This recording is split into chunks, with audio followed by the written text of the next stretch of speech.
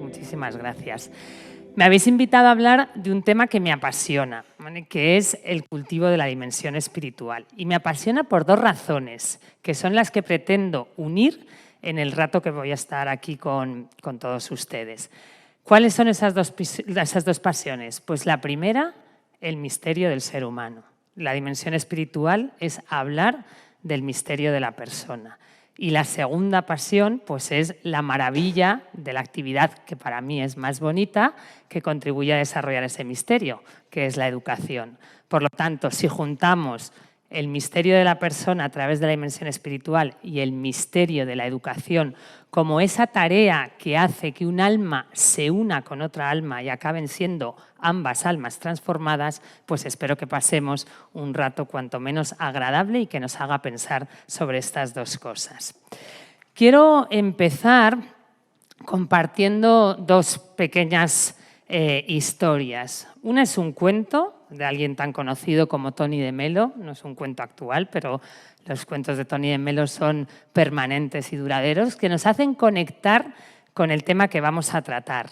El cuento se titula La muñeca de sal y habla de esa muñeca que vemos en esa pantalla que recorrió miles de kilómetros de tierra firme hasta que por fin llegó al mar. Quedó fascinada por aquella móvil y extraña masa, totalmente distinta de cuanto había visto hasta entonces. ¿Quién eres tú?, le preguntó el mar a la muñeca de sal. Con una sonrisa, el mar le respondió: entra y compruébalo tú misma. Y la muñeca se metió en el mar, pero a medida que se adentraba en él, iba disolviéndose hasta que apenas quedó nada de ella. Antes de que se disolviera el último pedazo, la muñeca exclamó asombrada: ahora ya sé quién soy. Los cuentos de Tony de Melo siempre hablan por sí mismos, no hace falta sacar moralejas. Hace unos días, la pequeña de mis hijas, que no es la que está en la foto, pero tiene más o menos esa edad, me preguntó lo siguiente: mamá, no entiendo la vida, ¿qué va a ser de mí? No entiendo esto del amor. ¿Pero qué es? ¿Cómo se llega a esto del amor? ¿Por qué soy como soy?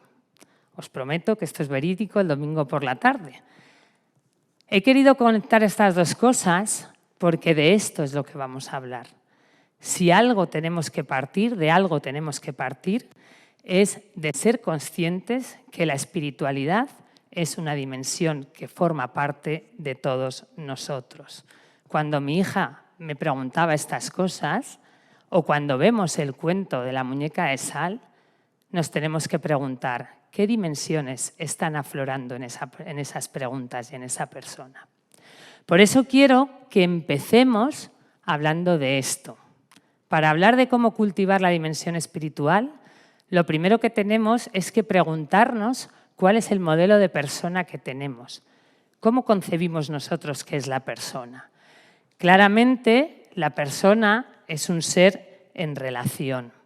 Cuando yo veo a mis hijas, a mis alumnos, seguro que todos los que estáis aquí tenéis hijos o nietos, porque como podemos comprobar, la dimensión espiritual está bastante cultivada por los abuelos.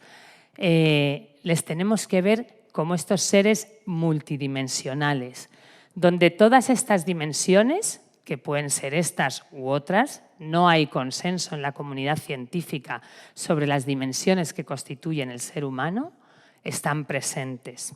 Cada una de estas dimensiones es interdependiente e interactúa dentro de un suprasistema que es la persona, pero no la podemos fragmentar. Y somos conscientes que en el mundo de hoy esta fragmentación es real. Hay una llamada muy grande a fragmentar nuestra vida. La parte ética va por un lado, la parte cognitiva va por otro, la parte espiritual va por otro, la parte ética va por otro. Pero la pregunta es, ¿cuál es el modelo de persona que nosotros creemos? La filosofía, en parte también la teología, habla siempre de un modelo de persona formada por dimensiones, con 3 o 4 características fundamentales. La primera, esas dimensiones nos son dadas, no las elegimos. Yo no elijo tener dimensión artística o no. Todos tenemos una dimensión artística. Las desarrollaremos o no las desarrollaremos, en mayor o menor medida. Pero todos, si vemos esas palabras, dimensión física, social, espiritual, cognitiva, comunicativa, estética, emocional y ética, nos lo podemos aplicar y preguntarnos, ¿hay algo de ahí que no encuentre en mi persona, en mi ser? Todas nos han sido dadas. Y nos han sido dadas, en segundo lugar, para ser desarrolladas en plenitud, en la mayor plenitud que dentro de nuestra persona podamos alcanzar. Y como están llamadas a ser desarrolladas en plenitud, tienen que ser educadas. Y aquí ya entramos de lleno en lo que nos convoca hoy. Todas las dimensiones de la persona tienen que ser educadas. Porque si no son educadas, ocurrirá como con las patatas que buscan la luz. Y un ser humano, cuando brota en él o en ella su dimensión artística, su dimensión espiritual o su dimensión estética, irá a buscarla y buscará la luz en algún lugar. Por lo tanto, es mucho mejor que reciba esa educación, esa luz, desde los principales agentes socializadores y educadores, que son siempre la familia y la escuela. ¿Qué está ocurriendo en parte?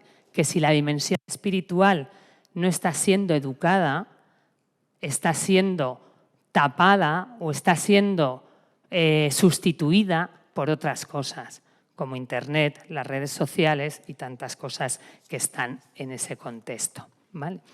Bien, por lo tanto, seguimos preguntándonos cosas sobre este ser en dimensiones. Nos son dadas, están llamadas a ser desarrolladas y desarrolladas de forma armónica. Comparto con todos ustedes que en el sistema educativo tenemos una carencia. En todos los colegios damos matemáticas, damos historia, incluso damos música, pero muchas menos horas. Pero no en todos los planes de estudios está, por ejemplo, incorporado el tratamiento de la dimensión espiritual. Creo que como personas, como sociedad y como educadores tenemos que preguntarnos si no debería estar presente en los planes educativos el cultivo de esta dimensión espiritual, cuando afirmamos que forma parte, como el resto de las dimensiones, del ser humano. Por lo tanto, la primera consecuencia o la primera conclusión es ser conscientes de que todos nuestros niños, todos nuestros adolescentes tienen esa dimensión espiritual. No hace falta que se la forcemos, que se la extraigamos, sino que lo necesario es que la alumbremos, la eduquemos como hacemos con todas las demás. No se nos ocurriría que los niños no aprendieran a leer y a escribir. Sin embargo, carecemos de esa potencialidad en ayudarles a los niños a responderse ¿quién soy yo? ¿Por qué estoy aquí? ¿Qué es el amor? Bien, pues esta es la primera idea que quería compartir. La segunda idea es que para hablar de la espiritualidad y del cultivo educativo de la espiritualidad, creo muy importante hablar de otros dos conceptos que lo complementan, de hablar de tres conceptos: interioridad, espiritualidad y fe. Es como un recorrido que forma parte de la vida de todos nosotros. Vamos a empezar por la interioridad. La interioridad, como todos sabemos, es el núcleo interior de la persona, es el corazón. Yo siempre digo que es ese momento antes de dormirse en el que uno está consigo mismo, aunque tenga al lado a alguien, y se encuentra, quiera o no, con su interior. A veces dura 3 segundos y otras veces media hora, pero ese espacio, ese tiempo, esa relación, ese contacto es nuestro interior. Allí está todo lo que vivimos, todo lo que experimentamos y todo donde brotan las motivaciones más profundas de nuestras acciones, todo lo que da sentido a nuestra vida. La tradición bíblica, pero la semítica, no solo la cristiana, habla de donde yo me adentro, donde yo me adentro. Es una expresión, creo, maravillosa, donde yo habito. La interioridad es mi yo. Es nuestro centro escondido, donde no llega nadie más que cada uno de nosotros. Es también el lugar de la decisión, en lo más profundo de nuestras tendencias psíquicas. Es el lugar de la verdad y es el lugar donde surgen todas esas preguntas. Muchas veces cuando estoy en clase con los alumnos me hacen preguntas sobre este tipo de cosas y siempre le digo, ¿no te has preguntado nunca por qué has nacido aquí y no en otro lugar? Todos dicen sí. ¿No te has preguntado nunca por qué las personas somos como somos y no de otra manera? Sí. ¿Y dónde te preguntas esas cosas? Y siempre me dicen cuando estoy solo. Ahí está la interioridad, en nuestro lugar más profundo. La interioridad es la dimensión antropológica fundamental de la persona. Ahí está también la subjetividad y ahí está el conócete a ti mismo, máxima de esa sabiduría que todos sabemos y cuanto más edad tenemos creo que más lo sabemos, de nuestros clásicos y de nuestros filósofos. Es el ámbito que acoge las diferentes acciones o movimientos no tangibles, el sentir, el pensar, el querer, el razonar, el reconocer, el recordar. Es el ámbito del sentir y del gustar internamente las cosas, como decía Santa Teresa. También la interioridad es el lugar de nuestro saber sapiencial, valga la redundancia, donde volcamos nuestros conocimientos que nos ayudan también a conocernos y a dirigir nuestra vida. Es el mundo interior en el que resuena el mundo exterior. Todo lo que nos pasa afuera acaba en esa caja de música que es nuestra interioridad, donde procesamos los impactos, donde también nos sentimos vulnerables. Es el lugar del silencio, donde no tenemos defensas, donde no mantenemos la imagen delante de nadie. Es un lugar en el que estamos llamados a unificarnos, porque la realidad nos fragmenta, nos divide, nos genera fracturas, heridas. Es el lugar, esta interioridad, en el que luchamos con nosotros mismos y con las emociones que nos duelen, aunque a veces nos cueste reconocerlo, con las vivencias que nos abruman y los recuerdos que nos hieren, con los retos que nos paralizan y con las decisiones que nos exigen. Es el espacio, la interioridad, donde sentir la individualidad y la libertad. Es un espacio donde nos sentimos frágiles y fuertes a la vez. La interioridad no es el intimismo cerrado. La interioridad, como somos seres multidimensionales y en relación, es siempre un yo en un tú. Es lo que siempre nos señala Martin Buber. Yo soy yo porque tú eres tú. Y eso se hace realidad en nuestra interioridad. Es el espacio en el que se encuentran mi yo activo y mi yo profundo.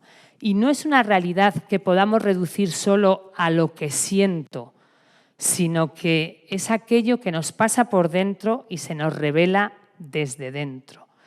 Es el ámbito que integra nuestro cuerpo, nuestros pensamientos, nuestros sentimientos, nuestras sensaciones y nuestras emociones. ¿Quién de nosotros no tiene interioridad? De la interioridad vamos a pasar a la espiritualidad. He puesto ahí una frase de una profesora de Oxford que ha escrito mucho sobre espiritualidad y sobre espiritualidad sobre todo en la infancia y adolescencia. Dice, la espiritualidad es como un pájaro. Si lo sujetas con demasiada fuerza, lo ahogas. Pero si no lo haces con la fuerza suficiente, se te escapa. Es ese estar a 1 metro para mantener el equilibrio entre lo que quiero coger y lo que quiero soltar. La espiritualidad es el conjunto de rasgos que van configurando la interioridad. Aquí ya encontramos una conexión fundamental. No hay interioridad sin espiritualidad, ni espiritualidad sin interioridad. Estos rasgos son personales, pero también son colectivos, son comunitarios y las personas los vamos interiorizando a través de la educación, de la cultura, del arte, de la religión, de las costumbres. En estos rasgos lo que hacemos es configurar nuestra vivencia interior y nuestra acción. Y así, ¿qué hacemos? Vamos componiendo nuestra manera de entender el mundo, la historia, la persona, nuestra vocación, aquello a lo que estamos llamados. La espiritualidad es nuestro cuaderno para saber leer la vida. La persona es un adentro, pero tiene necesidad de una afuera. Y el alma del alma es de naturaleza espiritual y el alma como un todo es un ser espiritual.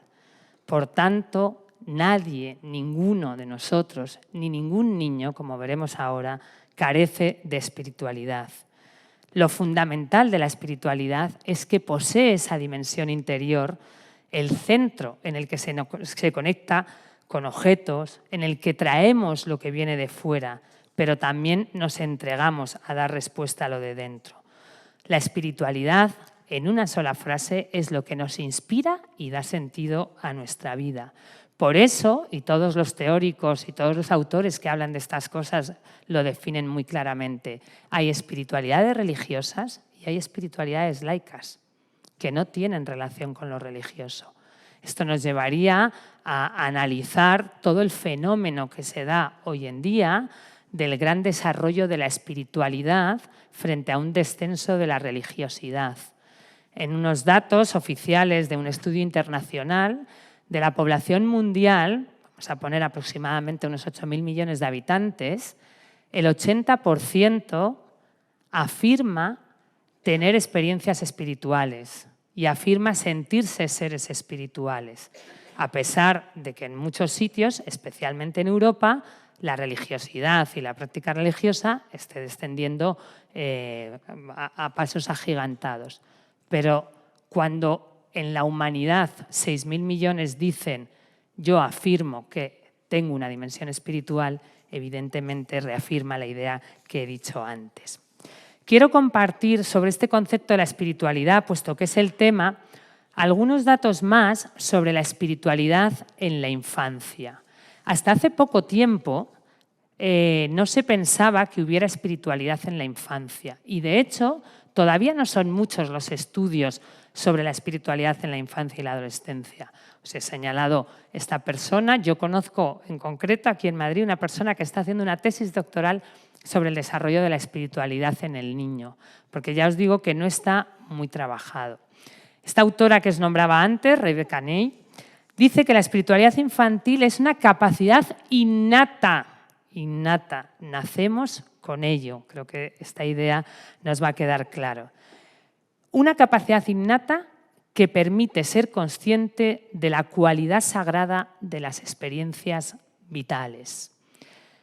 Invito a que en la medida que puedan y estén con niños, intenten vivir experiencias espirituales. No necesariamente tienen que ser religiosas.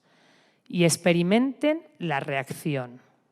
Yo he tenido la suerte de vivir alguna y siempre me ha sorprendido cómo no hay que explicar nada. Ellos saben, ellos leen, ellos interpretan la vida, porque nacen con esa capacidad espiritual de ser conscientes de que algo es diferente, de que algo está separado, que es lo que significa sagrado. Recuerdo una vez, estábamos en un encuentro y hicimos una dinámica de interiorización donde les hicimos una relajación a un grupo de niños, ¿no? Niños de 8 o 10 años. Y algunos de ellos, ¿qué decían después? Nunca me he sentido así. He sentido algo diferente a otras veces. A lo mejor ellos no saben explicar como los adultos, pero la vivencia la tienen enraizada porque es esa capacidad innata. Dice esta autora algo para mí muy interesante y muy conectado con el modelo de persona que he querido presentar. Durante la infancia, la espiritualidad lo que busca es estar en relación. Lo que busca es estar en relación. Responder a la llamada de la necesidad de relacionarse con uno mismo, con el otro, con los otros y con la trascendencia. Es tener ese sentido interior del propio ser más profundo. Esas preguntas que brotan les nacen de ese ser más profundo. Las dirán o las tendrán silenciadas, pero ahí están. Este encuentro con la trascendencia en la infancia puede producirse con determinadas experiencias o en ciertos momentos, así como a través de actividades imaginativas o reflexivas. Es cierto que para los niños les es más fácil cultivar su vida espiritual que para los adultos, porque muchas experiencias cotidianas para ellos presentan un gran potencial espiritual. Nosotros muchas veces, ¿qué necesitamos? Apartarnos, buscar silencio. Nos vamos de retiro o al campo a pasear, o cada uno como consiga conectar más con su dimensión espiritual. Sin embargo, en la infancia, la cotidianidad de muchas experiencias conecta con su dimensión espiritual. Esta conciencia relacional de la que habla Rebecca Neame nos señala 3 elementos importantes. El primero, la espiritualidad de los niños, y esto es importante porque me imagino que todos tenemos cerca niños, a menudo actúa a un nivel no verbal. No tienen la capacidad del pensamiento lógico para poner palabras a eso. ¿Dónde sí actúa? En el arte, en el juego, en el movimiento y a través de lo sensorial. Lo bueno que tenemos de vivir ya en este siglo es que conocemos también lo que han aportado otras ciencias, la psicología evolutiva, Piaget, te hace toda la evolución del proceso del niño. Entonces te das cuenta cómo conectan efectivamente las características evolutivas con la manera de vivir esa dimensión espiritual. Segundo elemento, en la mayoría de los hogares se constata una carencia de experiencias positivas de silencio. Y esto nos ocurre, desgraciadamente, también en los contextos educativos. Cada vez es más difícil tener 5 minutos de silencio en una clase.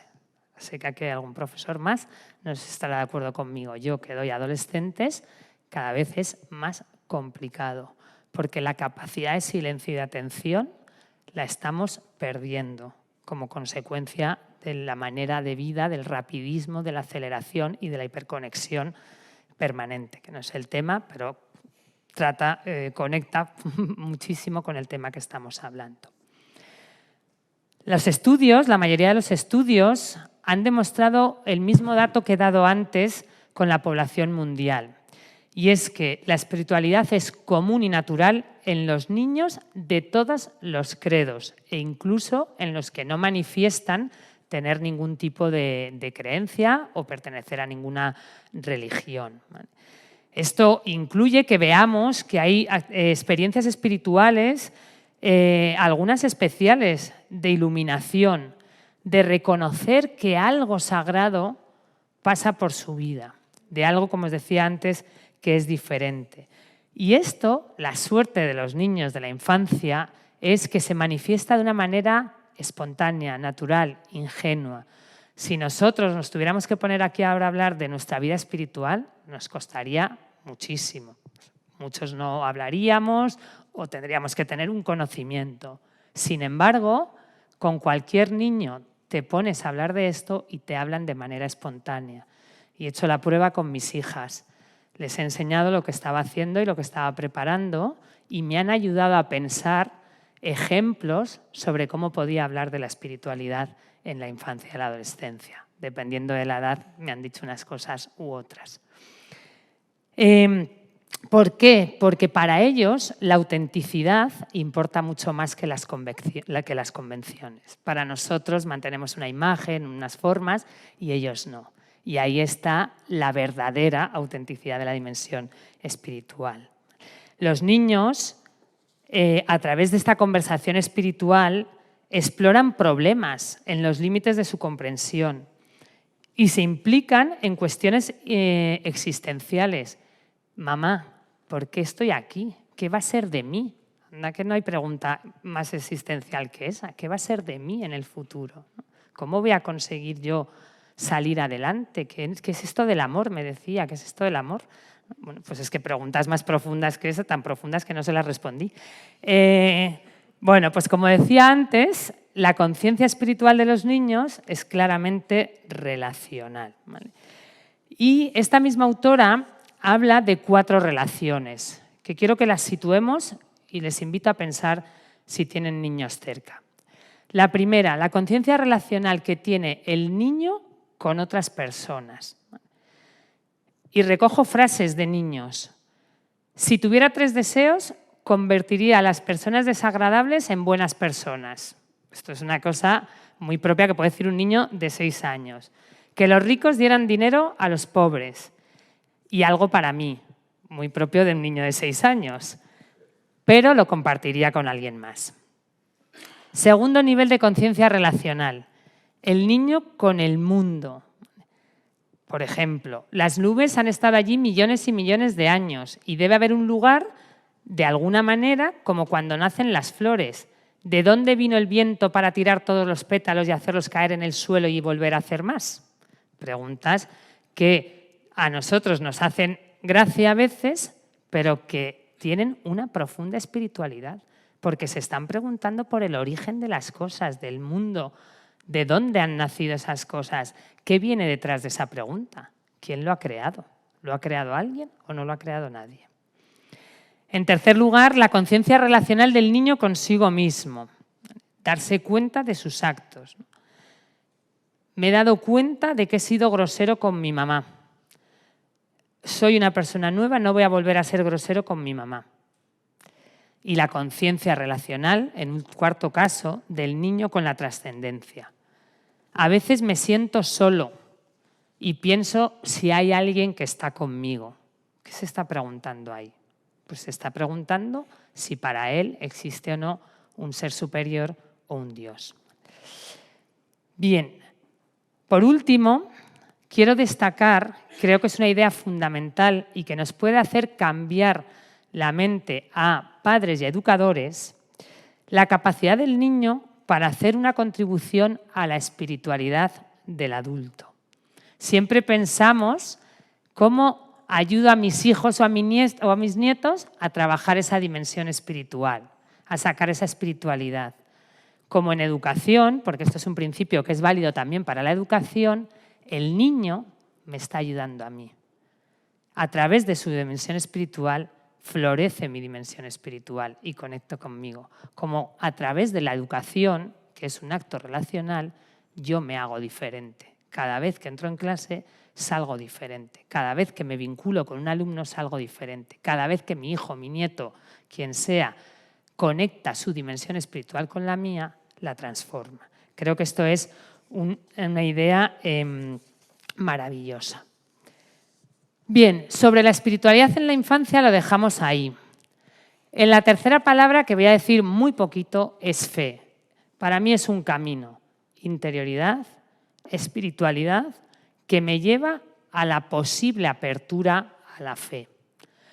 La fe entendida, y solo voy a decir una frase, como una relación interpersonal de confianza. La fe es confianza y contenido. Es dejar entrar en mi vida a otro ser, a un Dios, con el que se establece una relación. Es la respuesta del ser humano a la presencia de Dios. No voy a entrar ahora ya más en el tema de la religiosidad, aunque os invito a que dejemos una pregunta, y es si hay religiosidad sin espiritualidad y la inversa. ¿Cómo conecta la espiritualidad con la religiosidad? Bien, quiero seguir avanzando con algo que es un poquito sesudo, que no voy a explicar en detenimiento, pero que es importante. Hemos recorrido el modelo de persona, un modelo de persona multidimensional y relacional. Hemos dado un segundo paso, que es conectar 3 conceptos fundamentales: interioridad, espiritualidad y fe. Y el siguiente paso que vamos a dar es ver cómo la neurociencia, en sus investigaciones, va avalando la conexión que existe entre esta neurociencia, las espiritualidades y las religiones. Y aquí recomiendo a un autor que se llama Ramon María Nogués, es un señor ya mayor, pero muy interesante, es un biólogo catalán que ha hecho muchísimos estudios sobre este tema. Bien, yo no voy a explicar todo el funcionamiento del cerebro porque es una cosa complicadísima, la neurociencia, pero sí que me voy a quedar con lo fundamental. El cerebro, desde su elemento básico, que es el tronco cerebral, se diría la sala de máquinas, tenemos un segundo piso donde está todo el eje hipotalámico hipofisario y es donde se gestan las decisiones fundamentales para la supervivencia. ¿Vale? ¿Qué ocurre? Que cada vez se comprueba más que aquí se da una amalgama de cosas en las que se conectan también las emociones y los sentimientos, especialmente en la parte del sistema límbico. ¿Vale?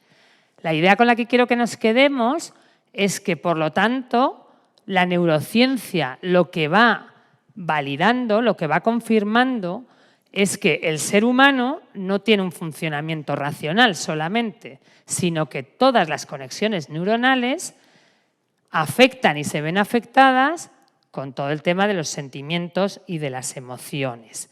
De tal manera que el mundo mental es un complejo entramado de interacciones pulsionales, relacionales, emocionales, que se dan en diferentes formas y que nos llevan a darnos cuenta de la legitimidad y del interés adaptativo que han tenido a lo largo de la historia las espiritualidades y las religiones, que es el principal avance que ha hecho la neurociencia con respecto a las espiritualidades y las religiones. Reconocer cómo han sido necesarias para la propia evolución del ser humano y cómo han traído grandes aportaciones al desarrollo del ser humano. ¿Vale? De hecho, este autor establece una interesante conexión entre lo que él llama las tres trascendencias, que Einstein lo denominaba con la palabra misterio, y que son ética, estética y espiritualidad. Y señala y demuestra cómo la ética y la estética tienen un reconocimiento sobre la vida del ser humano. Todos afirmamos cómo la ética y la estética están conectadas con nuestra vida, son necesarias, forman parte de nuestro sistema. Y sin embargo, la espiritualidad se ve sometida a veces a valoraciones de si existe o no, si es bueno o no, si la tiene todo el mundo o no. Y este autor, a través de la neurociencia, lo que dice es, no, lo mismo que es válido para la ética y la estética como trascendencia, es válido también para la espiritualidad. Por lo tanto, me parece interesantísimo reconocer estas raíces antropológicas de la espiritualidad y ser conscientes de que no son un añadido cultural, que también tienen un componente, sino que forman parte de nuestro ser. Por eso son antropológicas. ¿Vale? Y que se genera un diálogo muy creativo entre todos estos ámbitos que estamos viendo. ¿Vale? Por eso es lo que está en el último piso, que es lo que en neurociencia se llama el cerebro social. Esos sistemas simbólicos entre el cerebro limitado y la realidad misteriosa, que es de lo que estamos hablando. Y ahí es donde tenéis la estética, la ética, las espiritualidades, las religiones, también las filosofías y las ciencias. Creo que es muy interesante ser consciente de cómo la neurociencia está ayudando a conectar también todas estas dimensiones del ser humano. Y este mismo autor, con una metáfora que me parece también sugerente, habla de esto que os señalaba, de las trascendencias en las que estaría la espiritualidad, como la conjunción de esos tres círculos. Entonces él dice, en la base está la psicología. Dice, la psicología es como el agua, es de lo que tenemos que beber, ¿vale? El agua necesaria, y ahí tenemos la optimización de los parámetros cerebro-mente, los elementos emocionales, razonables, adaptados cada uno de una forma abierta hacia la armonía y el equilibrio, buscando la madurez. ¿Vale? Luego él dice, la espiritualidad es, en vez del agua, ya es té. ¿Vale? Ya no es solo agua, sino que le da sabor. ¿Vale? Es un agua mejorada. El té es un agua mejorada. ¿Vale? Ahí la espiritualidad nos ayuda a abrir la dinámica mental hacia dimensiones de descubrimiento, de apertura. Lo que nos lleva es hacia la iluminación o sabidurías interiores. Esto es imprescindible, porque si no tenemos madurez, pues ya sabemos lo que pasa. Esta mañana oía en la radio que no sé cuántas, no, en la radio no, en una videoconferencia que hablaban que en el fondo todos somos esquizofrénicos, unos más esquizofrénicos, otros menos esquizofrénicos. Por lo tanto, todos necesitamos tender hacia la madurez y el equilibrio.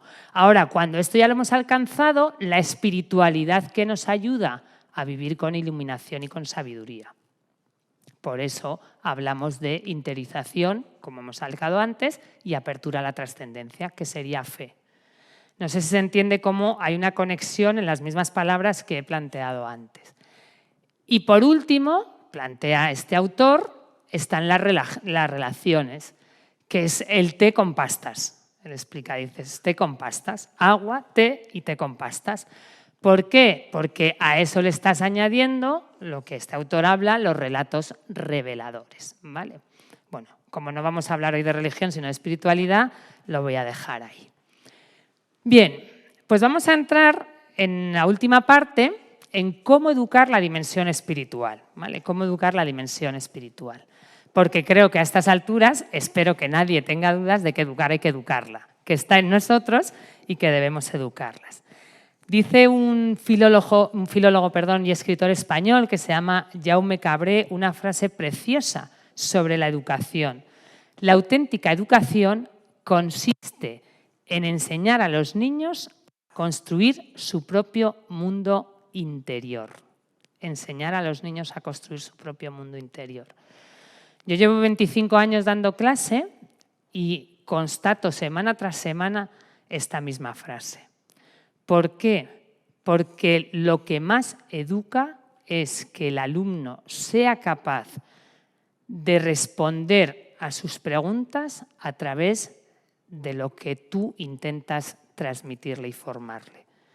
Porque en el fondo la educación pretende conectar al niño o al adolescente que se pregunta quién soy yo y para qué estoy con este mundo, con un mundo en el que tiene que vivir de la mejor manera posible y con un proyecto de vida feliz, respondiéndose a esas preguntas. ¿Qué desafíos nos encontramos? Encontramos 4 desafíos en el tema de cultivar la dimensión espiritual. El primer desafío creo que ha salido ya bastante. Recuperar la importancia del cultivo de la dimensión interior. Lo he dicho de alguna manera antes, una sociedad que es fundamentalmente exterior y que está dominada por la tiranía, como decimos con los chicos, del like, de a ver qué me ponen, de a ver cuántos me siguen, etcétera, etcétera, y que esto, yo no sé el grado de conexión que tienen con adolescentes, es un verdadero problemón el que tenemos hoy en día padres y educadores con ese tema, porque las consecuencias sobre la vida de estos niños y jóvenes son muchas más de las que alcanzamos a ver. Necesitamos trabajar el cultivo de una interioridad potente en la que introducirnos en las grandes tradiciones espirituales. Segundo desafío, edificar horizontes de sentido para la vida. Voy a comentar una cosa que a mí me tiene sobrecogida. En un estudio que se ha hecho sobre las autolesiones en personas entre 12 y 16 años, ha dado unos resultados de un 20% de chicos o chicas que afirman haberse autolesionado en los últimos meses. Es un dato dramático. Más dramático es las causas. No se sienten queridos, no se sienten reconocidos y no sienten que tengan referentes. Pensemos si está eso conectado o no con la dimensión espiritual de la persona. ¿Qué capacidad de dar respuestas a esas preguntas están teniendo? Ninguna. ¿Qué capacidad de enfrentar los fracasos y las frustraciones? Ninguna. ¿Qué capacidad de gestionar las emociones? Ninguna o casi ninguna.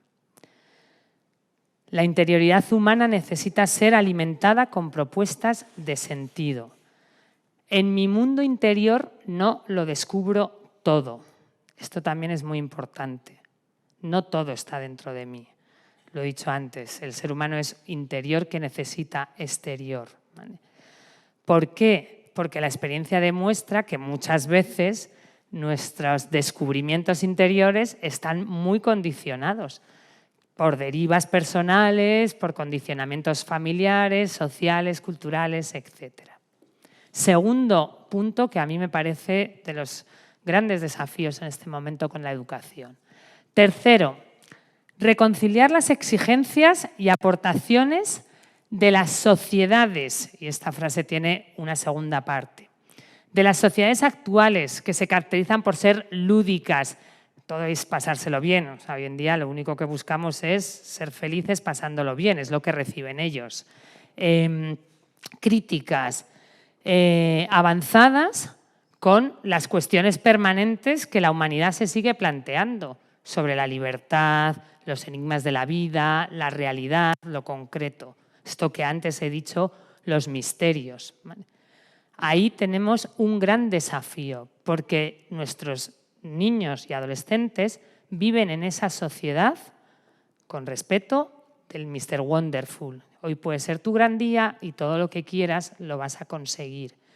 Y creo que eso todos sabemos que no es así.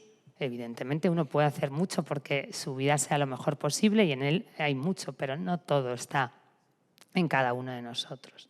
Estos mensajes están generando una fractura grandísima en los niños y los jóvenes en su capacidad de responderse a esas cosas. Y de ahí los datos de las autolesiones, los intentos de suicidio y la cantidad de problemas de salud mental que tenemos ahora mismo en Madrid, con un 235% de aumento con respecto a hace unos años, antes de la pandemia aproximadamente.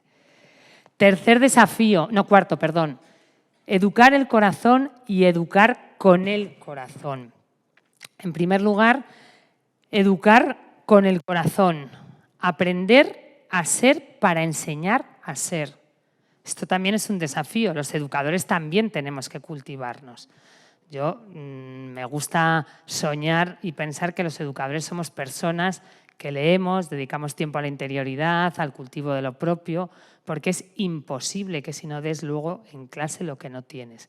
Ya de por sí es difícil porque la gestión de la labor educativa es muy compleja. Si no estás trabajado en eso es imposible. Y de ahí la cantidad de profesores que hay ahora mismo de baja.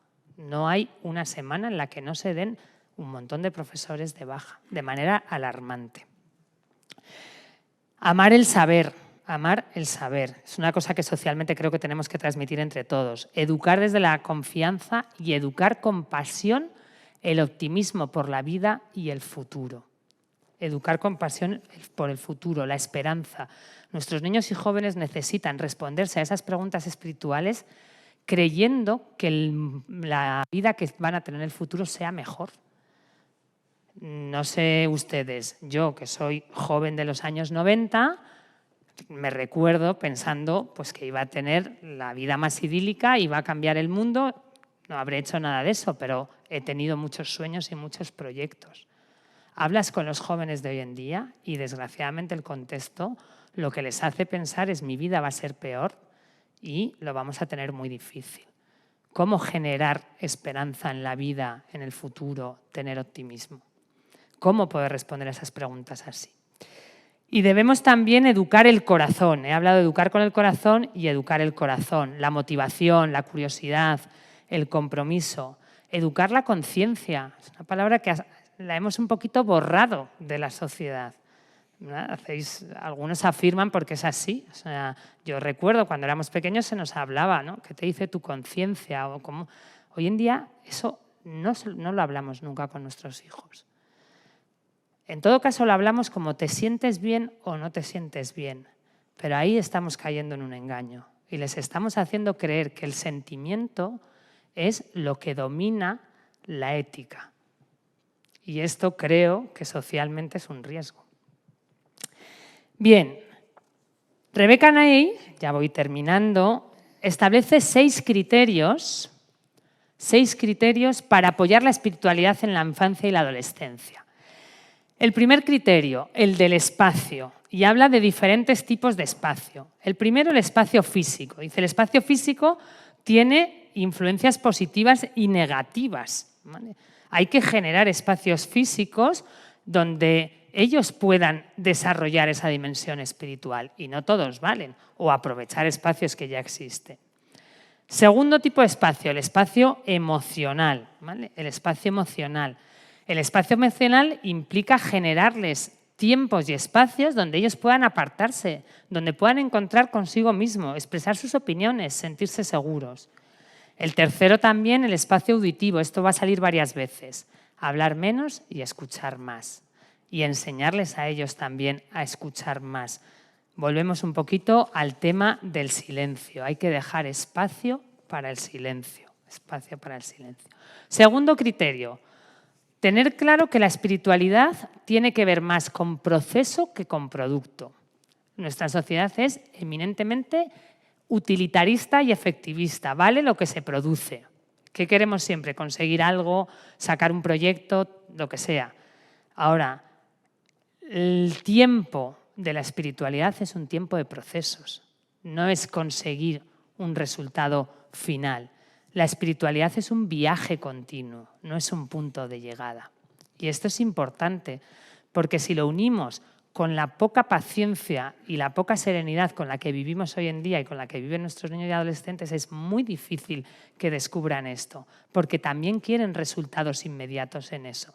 Si se sienten angustiados por una pregunta, lo que buscan es una respuesta inmediata. ¿Qué ocurre? Que si esa respuesta inmediata no se la da a alguien que sea un referente, ¿dónde la van a encontrar? Volvemos a la respuesta que tenemos todo el rato, en las redes, en Internet, en lugares donde la información puede no ser válida. Tercer criterio, la imaginación. Potenciar la imaginación. La imaginación es una habilidad espiritual también. Nos invita a abrirnos, a ser creativos, y los niños son los reyes en esto. Imaginar nuevas posibilidades, crear nuevos significados. ¿Dónde tiene lugar la creatividad y la imaginación en unos niños que tienen la vida absolutamente planificada y todo el rato cosas que hacer o estar conectados a algo? ¿Dónde ha quedado el aburrimiento que genera la imaginación? En cuarto lugar, las relaciones, ¿vale? Ya he hablado bastante de eso. La importancia de crear modelos relacionales de los unos con los otros, de hacerles conscientes de que la espiritualidad es relación, una relación privada, colectiva, personal, individual, ¿vale? El quinto, la intimidad. La espiritualidad prospera cuando hay intimidad y hay acercamiento. La espiritualidad es algo de uno mismo. Se puede compartir, pero evidentemente hay que generar en ellos esa intimidad. Esto es tuyo. Apelo al tema de la conciencia también, ¿no? Cuando has hecho algo, piensa lo que has hecho. Estate a solas con tu conciencia 5 minutos. Esta frase no creo que la diga nadie de menos de 40 años hoy en día, porque la hemos apartado. Y el último, la confianza, esencial para mantener la vida espiritual. Y me voy a ir, para terminar, en los últimos 5 minutos o 7, a lo concreto. Buenas prácticas, lo he llamado. Es responder a la pregunta ¿qué se puede hacer desde el punto de vista educativo para el desarrollo de esta espiritualidad? Son propuestas que son válidas para las casas, para las escuelas, algunas son más generales y son muy obvias, pero quizás de sencillas que son, hemos perdido el valor que tienen.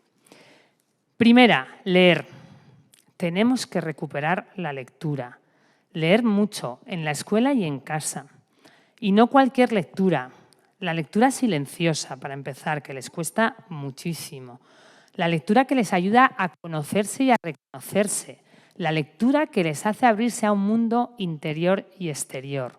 La lectura de los clásicos. También hemos perdido eso.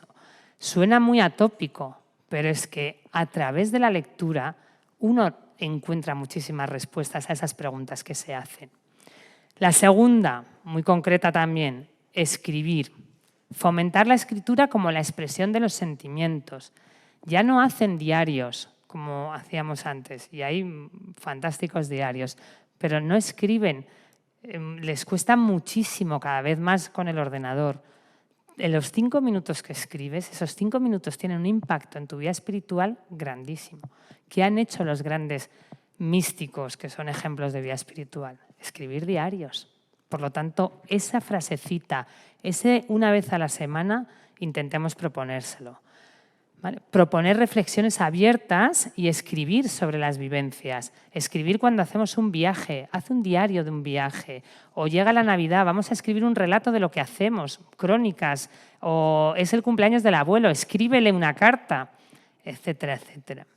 Tercero, hablar en público, ¿vale? Hablar en público, el arte de expresar y de expresarse, de narrar historias, de contar. Insisto que son para escuela o familia. Otra, el teatro.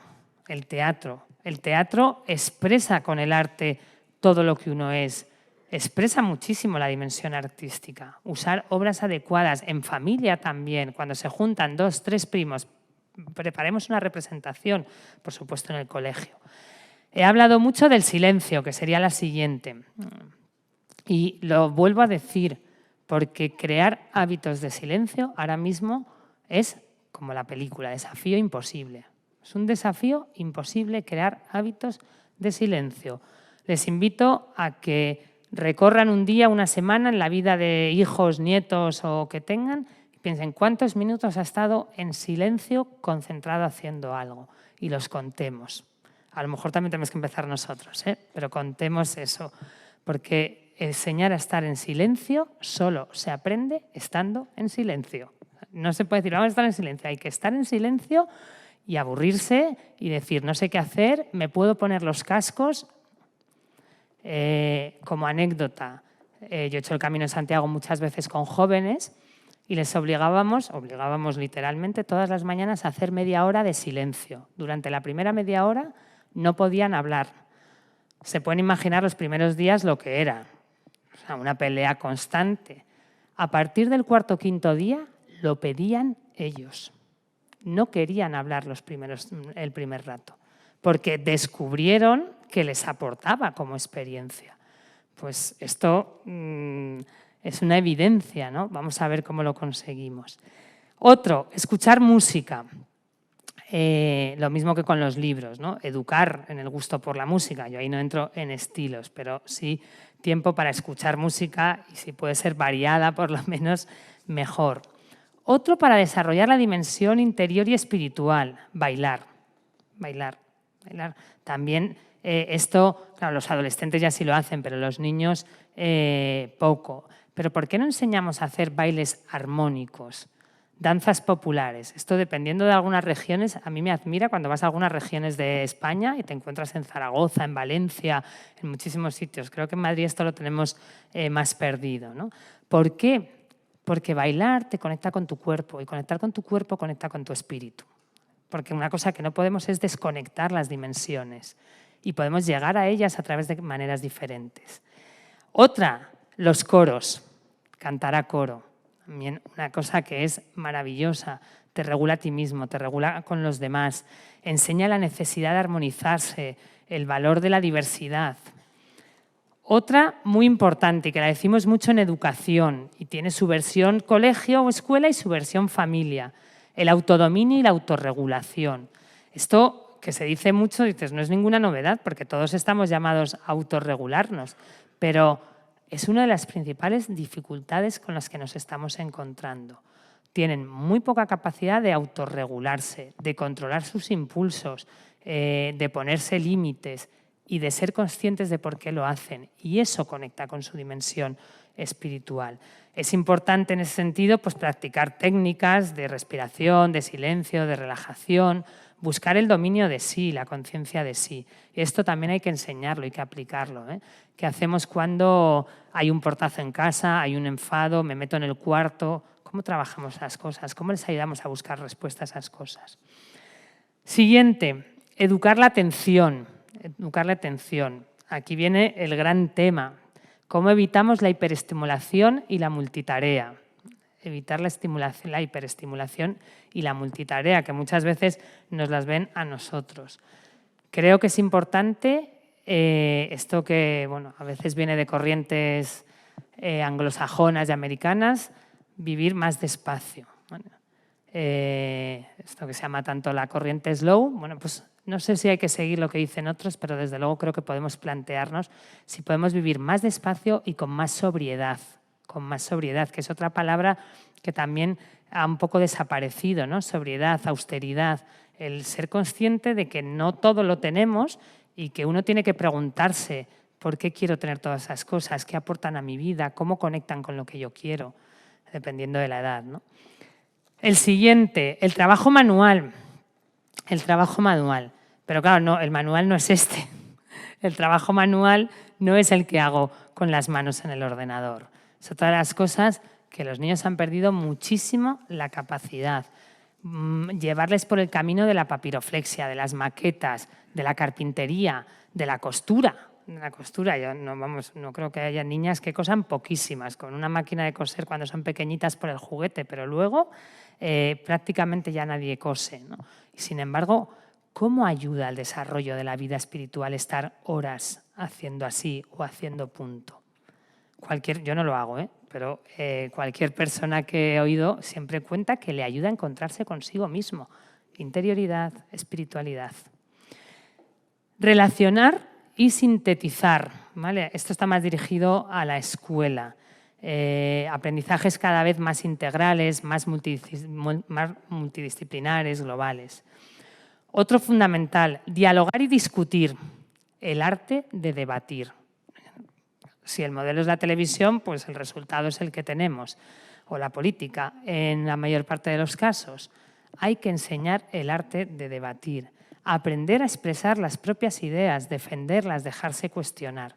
Tengo la suerte también de participar en unos encuentros de debate con jóvenes y es impresionante, impresionante la transformación personal que se produce en esos jóvenes gracias a tener que pensar sobre una pregunta concreta que, si está bien hecha, les está ayudando a responder a preguntas de sentido. Porque las preguntas en los encuentros de debate con jóvenes siempre son, no es si gana el Madrid o el Atleti, sino son, pues, ¿debe todo el mundo tener acceso a las vacunas? Me acuerdo de una pregunta sobre el COVID. ¿Qué hay detrás de eso? Detrás de eso hay una cantidad de respuestas a preguntas fundamentales sobre la persona, el mundo, la distribución, el bien común, etcétera. Maravilloso. Voy terminando. La introspección, enseñar a preguntarse. Enseñar a preguntarse. ¿Ha pasado una cosa? Pues párate, pregúntate, ¿por qué ha pasado esto? ¿Por qué has contestado esto? Piénsalo un poco y me lo cuentas y vienes. A nosotros también nos pasa que nos falta tiempo para acompañar a nuestros niños y jóvenes con esto.